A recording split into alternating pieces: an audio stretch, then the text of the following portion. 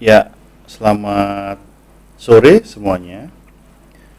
Selamat datang di pertemuan ketiga mata kuliah Etika Administrasi Publik ya.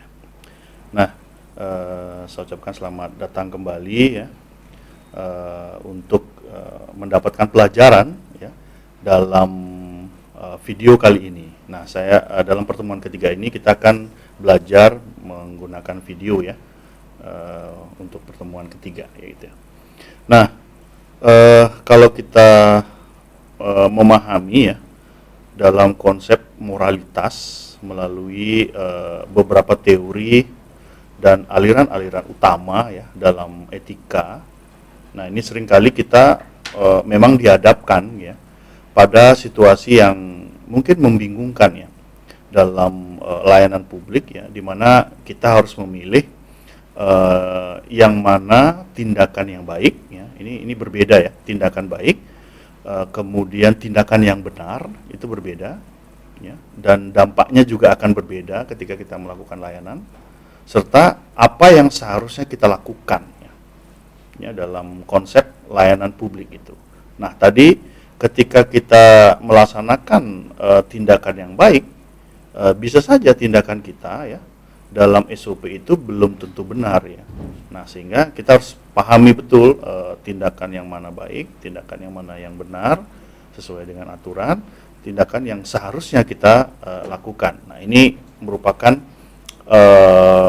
pemahaman yang penting dalam etika administrasi publik gitu.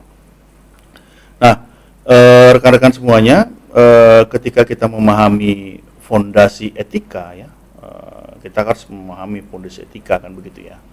Nah, seperti sebelum yang saya sampaikan ya, di mana fondasi etika ini ya, kita melangkah kepada aliran-aliran gitu ya, aliran atau aspek-aspek yang bisa kita pahami ya. Nah, kita perlu menyamakan persepsi ya, pemahaman tentang etika itu gitu. Nah, secara asal usul ya, di pertemuan sebelumnya saya sampaikan etika itu diturunkan dari bahasa Yunani kuno kan begitu ya, yaitu ethos dan atau etikos ya, ethos atau etikos. Ini bahasa Yunani kuno yang memiliki arti adalah adat atau kebiasaan atau juga cara hidup ya, cara hidup yang dipraktekkan dalam suatu masyarakat. Nah, itu ethos atau etikos gitu. Nah, jika ditarik dalam definisi terminologis ya, jadi etika itu adalah sebuah teori tentang tingkah laku manusia yang dinilai oleh akal ya untuk menentukan baik atau buruknya suatu tindakan. Jadi tingkah laku kita yang kita nilai, yang dinilai oleh akal untuk menentukan baik dan buruknya suatu tindakan kan begitu ya. Nah, di mana etika ini lahir dari kebutuhan ya, yang nyata ya, yang ada di kehidupan sehari-hari kita ya, untuk menjawab moral yang mendasar ya. Misalnya, apakah mencuri atau berbohong itu dibenarkan kan begitu ya, dalam kondisi tertentu. Gitu. Nah, tadi ya, kalau dia itu barang yang dia curi adalah milik orang lain ya, berarti itu suatu tindakan yang buruk ya kan begitu kan. Kemudian pertanyaan semacam inilah yang membuat ya etika itu menjadi kompas ya dalam penunjuk arah ya bagi perilaku kita gitu. Nah, yang dalam pertemuan pertama kemarin ya, saya menyebutkan ya, ketika kita berada, kebiasaan kita katakanlah ya, berjabat tangan ya, kemudian kita menemukan kondisi tidak ada kondisi berjabat tangan itu ya, tidak ada berjabat tangan. Jadi konteks hal yang tadi ya, yang benar, yang baik itu mungkin berbeda gitu. Ada yang senang jabat tangan ya, ada yang tidak senang jabat tangan gitu, hanya menganggukkan kepala gitu. Itu suatu perilaku kita kan begitu ya. Nah, bagaimana seharusnya SOP ketika kita sebagai katakanlah ya SDM yang ada di front office gitu. Kemudian kita beretika ya, dengan mimik yang seperti ini begitu mungkin. Kemudian kita menganggukkan kepala ya, seraya ya menyampaikan bahwasanya pose itu adalah pose memberikan salam kan gitu, dan memberikan hormat kan begitu terhadap pelanggan yang datang atau siapapun yang datang kan begitu. Nah itu salah satu etika dalam konteks publik gitu. Nah belum lagi yang lain-lain ya. Ketika kita berhubungan dengan atasan seperti apa ya, kemudian kita duduk seperti apa dan seterusnya. Nah ada 4 cabang etika ya, sebagai sebuah disiplin ilmu yang luas ya. Nah dalam etika ini 4 cabang ini dalam etika itu ya memiliki fokus yang berbeda-beda gitu. Jadi etika saja banyak macamnya gitu. Nah cabang pertama adalah etika deskriptif ya. Nah di mana etika deskriptif ini bertugas ya, bagaimana sekedar mengamati dan menjelaskan fenomena moral ya di berbagai budaya gitu, tanpa memberikan penilaian benar atau salah gitu. Nah jadi kita melihat ya dalam etika deskriptif ini kita melihat mengamati gitu. Oh ternyata begini kondisi budaya di tempat kita gitu. Di Bali ya ketika kita menuju ke supermarket gitu ya, minimarket gitu ya, kita secara kebiasaan ya tidak akan diberikan kantong plastik gitu. Kita harus diwajibkan untuk membawa kantong plastik sendiri gitu, atau tas belanja sendiri gitu. Nah, hanya mengamati gitu posisinya gitu. Nah kemudian cabang kedua adalah etika normatif gitu. Nah yang tugasnya justru memberikan standar patokan ya. Jadi standar patokan atau pedoman perilaku bagi manusia gitu. Nah kenapa minimarket di Bali memberlakukan itu? Nah karena tadi ya, ketika tadi etika deskriptifnya adalah melihat kebiasaan ya, kebiasaan adalah meminta plastik ya, meminta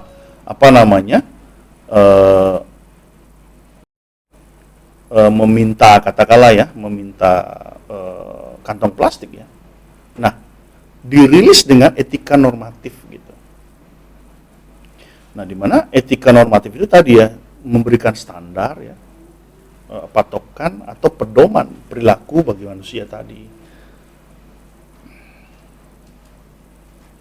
Nah kemudian cabang ketiga ya itu ada metaetika gitu. Nah metaetika ini adalah sebuah cabang yang lebih filosofis ya, karena metaetika ini mempertanyakan makna kata baik dan buruk ya, kata baik dan buruk itu sendiri gitu ya. Nah serta nilai moral itu ya secara objektif atau bukan sekedar hanya subjektif gitu ya. Jadi benar nggak baik aktivitas yang kita lakukan gitu, atau buruk, tidak hanya di poin itu, tapi dia mempertanyakan benar nggak baik gitu, sehingga ada metaetika gitu, metaetika. Nah yang terakhir adalah etika terapan ya, yaitu penerapan prinsip moral ya yang langsung ke dalam masalah ya, dalam konteks dunia nyata gitu, seperti etika kedokteran ya, etika bisnis ya, etika lingkungan hingga etika teknologi. Nah ini kalau kita melihat 4 cabang etika gitu ya. Nah kemudian etika ya kemarin kan kita mensandingkan etika dengan moral ya, etika dengan moral. Nah kalau moral ya itu ada 3 aliran juga, ada 3 aliran ya. Yang pertama adalah keutamaan, kemudian yang kedua adalah teleologis, dan yang ketiga adalah deontologis gitu. Itu moral gitu. Nah, kalau kita belajar dari sejarah dan beberapa para filsuf ya, filsafat telah merumuskan ya, dia merumuskan 3 aliran besar ini ya, menjadi kendaraan ya kita dalam melakukan penilaian terhadap moralitas gitu. Nah, aliran pertama ya dimana yang tadi saya sampaikan adalah etika keutamaan gitu. Nah, yang dipelopori oleh Aristoteles ya, di mana aliran ini berfokus pada aturan ya, tidak hanya aturan ya, melainkan pada pembentukan karakter individu ya, untuk mencapai kehidupan yang berkembang sepenuhnya ya, atau yang disebut dengan eudaimonia ya, eudamania ya. Nah, artinya kondisi eudaimonia ini ya, itu pencapaian individu atau karakter individu mencapai suatu kehidupan yang selalu berkembang gitu. Jadi moralnya memiliki tata laksana yang baik gitu. Nah, artinya mungkin dulu ya kalau kita sandingkan dengan aktivitas manusia ya, katakanlah begitu ya. Sekarang seperti sekarang ketika kita berada di mana?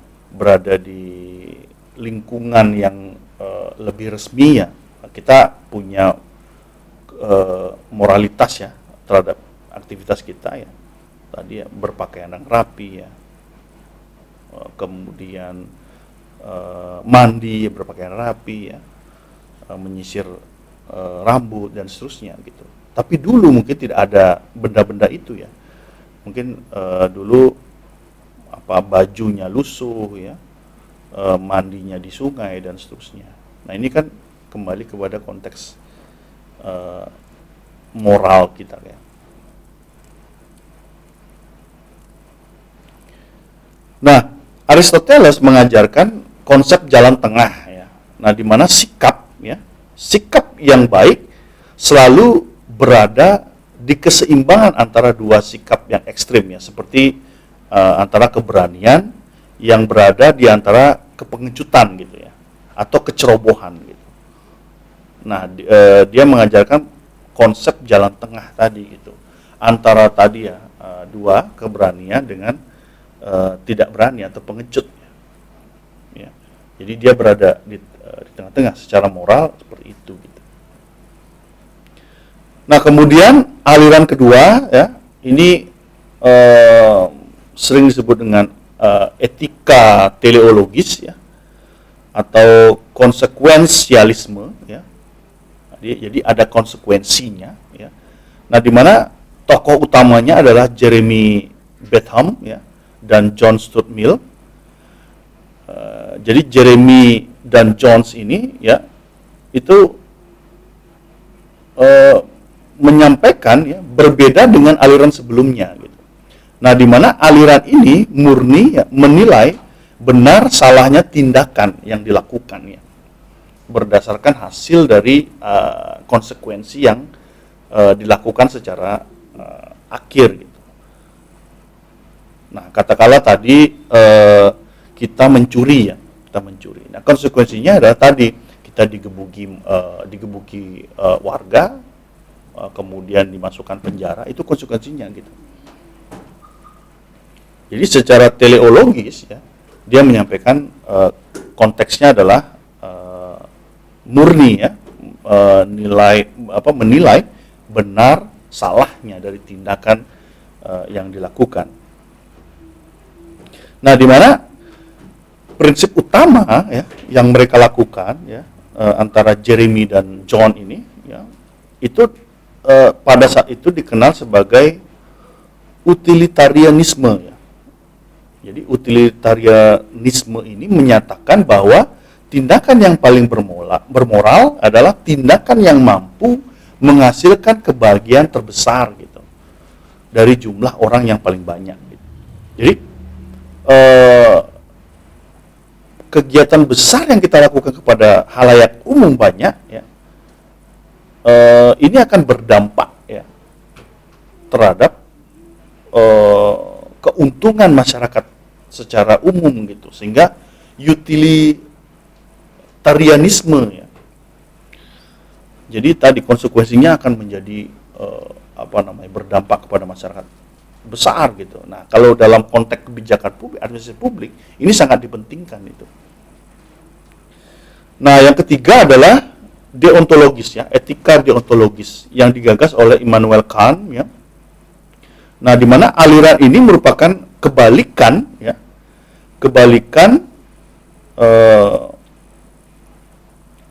dari teleologi, ya.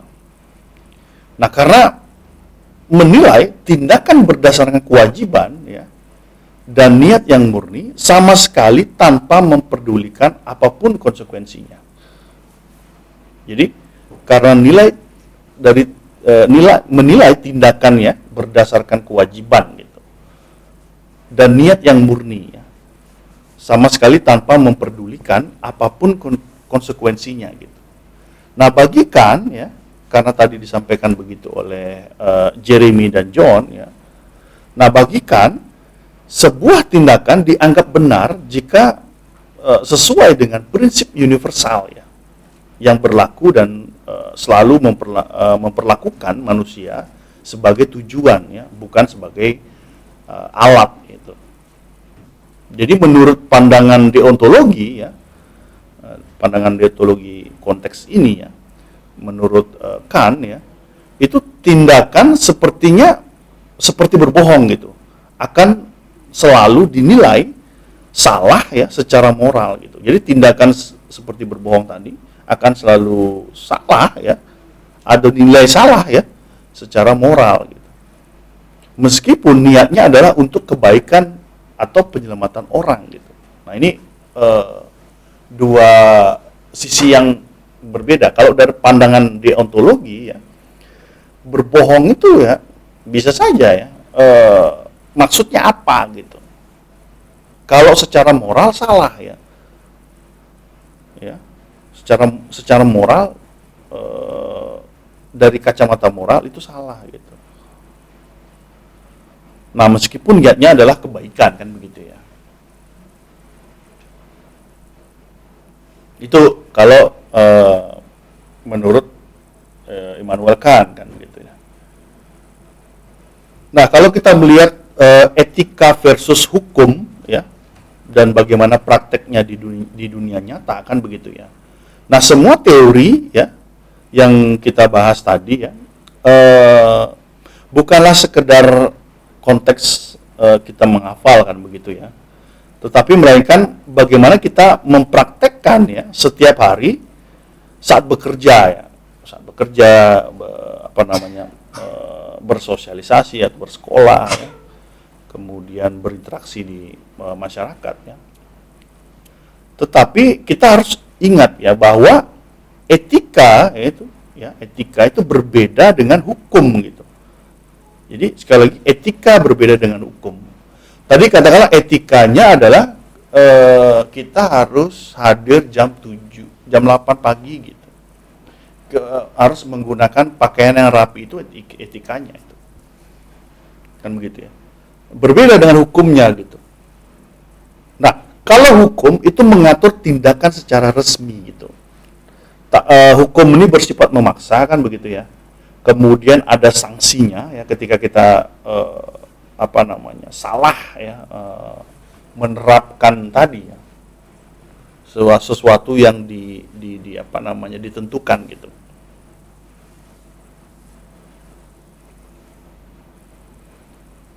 Sesuatu yang ditentukan dalam aturan itu gitu. Nah, di mana hukum mengatur tindakan secara resmi tadi, ya, tidak memaksa, bersifat memaksa, dan sanksinya ditegakkan oleh aparat negara. Nah, jadi dipilah, ya, antara etika tadi dengan hukum, ya, hukum. Nah, kalau kita lihat dalam konteks ini, ya, etika itu bersifat internal, ya. karena berlandaskan nurani dan akal budi gitu. Jadi masih ada pengampunan kira-kira begitu. Yo, kalau dia tidak pakai kemeja, ya sudah, kita tidak hukum kan begitu ya. Itu terlalu advance, tinggi gitu ya. Hanya sekedar, tapi itu etika gitu. Nah, di mana sanksinya ya lebih berupa rasa malu ya. Jadi etika itu ya dampaknya rasa malu ya, atau penyesalan kan, itu dampak-dampaknya. Tetapi berbeda dengan hukum tadi ya. Dalam harus tegas gitu ya. Apakah dia kena denda secara nominal ya, atau kena hukuman penjara dan seterusnya. Itu dua hal yang berbeda. Nah, tapi perbedaan ini seringkali menciptakan sebuah zona yang bisa dibilang abu-abu ya, tidak ada di hitam dan putih, tetapi abu-abu. Nah, di mana kondisi ini ya bisa jadi suatu tindakan dianggap sah atau legal secara hukum ya, tetapi secara etis itu sangat dipertanyakan gitu. Jadi ada juga kondisi hukum yang sah dan legal, tapi secara etis dipertanyakan gitu. Seperti misalnya ya, mengeksploitasi ya celah hukum untuk menghindari pajak gitu. Jadi yang seharusnya katakanlah dia bayar pajak 100 gitu ya, tapi dia bayar pajak 90 gitu. Atau mungkin teman-teman bisa melihat beberapa kasus terakhir ya, secara etika ya, kakek ya dengan dia dianggap mencuri ya, padahal dia mengambil batang kayu gitu di hutan gitu, dia dianggap mencuri gitu. Kemudian secara hukum ya dia sah, legal, dihukum ya, tetapi secara etika kan tidak masuk gitu. Tidak masuk. Nah, kalau kita melihat kesimpulannya dalam materi ini ya, di mana ketika kita memahami etika dalam sebuah perjalanan dan berkelanjutan dalam layanan publik ya, bukan sekedar konteks selesai gitu ya pada garis finish ya, tetapi berkelanjutan dalam proses layanan gitu.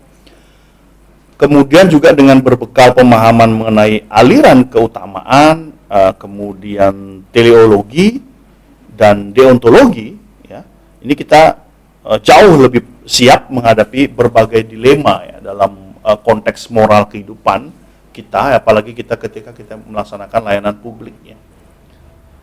Nah, mohon diingat selalu 3 pilar utama ini ya dalam bertindak ya. Bagaimana kita membangunkan karakter kebijakan kebajikan diri kita ya, kemudian selalu mempertimbangkan dampak dan konsekuensinya gitu, dan memegang teguh kewajiban serta prinsip-prinsip moral yang teman-teman miliki ya. Dan setelah itu saya persilakan rekan-rekan untuk belajar materi di bawah ini dan jurnal di bawah setelah menonton video ini gitu ya. Saya ucapkan selamat sore ya kepada seluruhnya, dan selamat belajar. Terima kasih.